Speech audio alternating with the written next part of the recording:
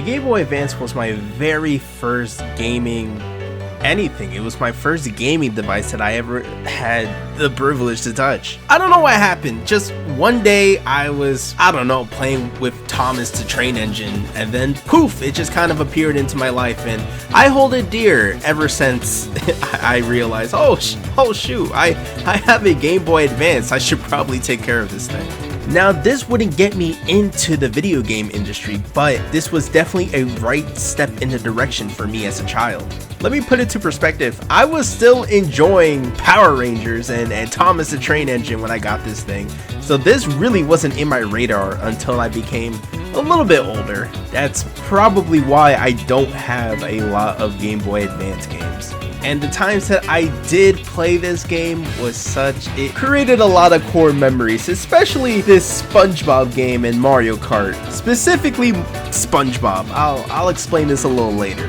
As for the GBA itself, to me, it's such a comfortable, compact handheld console, dude. It just feels like it's a little bigger now because I'm a lot older, and it feels like I could just break this thing in half. Whenever I'm playing Mario Kart or just like my Super Mario Advance, it just feels comfortable in my hands. It does not feel like I get hand contortions or anything. The only impressive thing about the Game Boy Advance is obviously its backlight, and I feel like this is more revolutionary than I thought it was because I recently bought a Game Boy Color. A friend graciously gave me his Pokemon Crystal, and I decided to play it, and I did not realize the technological dark ages of the Game Boy, that you really need like some form of light in order to like see to see, unless you're trying to play the game on hard mode. Going back to the games themselves, I never beat any of them, obviously, because a 5-year-old beating Super Mario Advance in 8 worlds, you know? Task impossible. The few memories that stick out to me was this one game, SpongeBob SquarePants Super Sponge. This specific tree level got me so angry. When I was a kid, this task was impossible. The difficulty level, compare this to Only Up and Chained Together. That's pretty much what this tree level is. I don't want to play this game, dude. I think like the little story behind it was you're in Sandy's tree house and you have to climb up her tree. I don't know the reason. That's just from memory. But holy crap, dude, when I was a child, this was the hardest level in my life. And that's probably why I stopped playing Super Sponge and moved right into the game that's already in here, SpongeBob SquarePants Revenge of the Flying Dutchman. And let me tell you something, I love this game. I love the different abilities that you get, the little bubbles, and each bubble gives you a specific power. A bubble can blow up, a bubble can be used as a platform, or I think an attack? I'm not really sure. This was a good game. This was the game I played. F Super Sponge, I can't stand this game. A series that I remember was the Super Mario Advance series. I never got Super Mario 2, but Super Mario Advance is Super Mario 2. I don't know what the second game is all about. You're gonna have to tell me that in the comments below. See, I'm slurring my words because I'm talking too fast. I have to say, I really enjoyed these games, especially when I was a child. I love Yoshi's Island. This game gave me the appreciation of Yoshi as a character. Beautiful music. The music is what I remember the most, dude, and that's what made me continue playing these levels.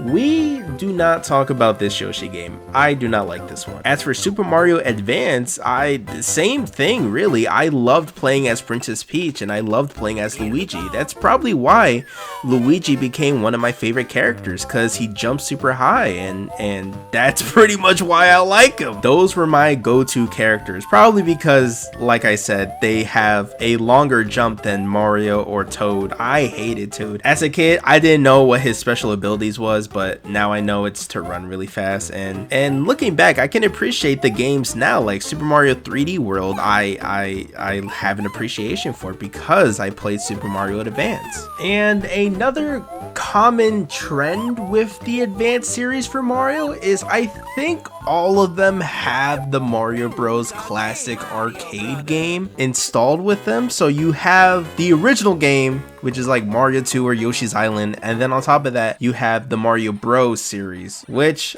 I think is pretty cool that they brought an arcade game to a handheld device. I mean, I find it pretty fun. Then we have Mario Kart Super Circuit, which I think this was a launch title along with the Game Boy Advance. I can't really say that I have memories because I really don't remember this, along with the Game Boy Advance, just kind of popped up in my life. As I'm older, I do find this game pretty fun, very dated, but I do find this game very fun, and I think as a child I did enjoy myself when I played this game. I want to assume. I don't hate it. I don't remember hating it like this Yoshi game that I'm about to talk about, but yeah, no words, just a very solid game.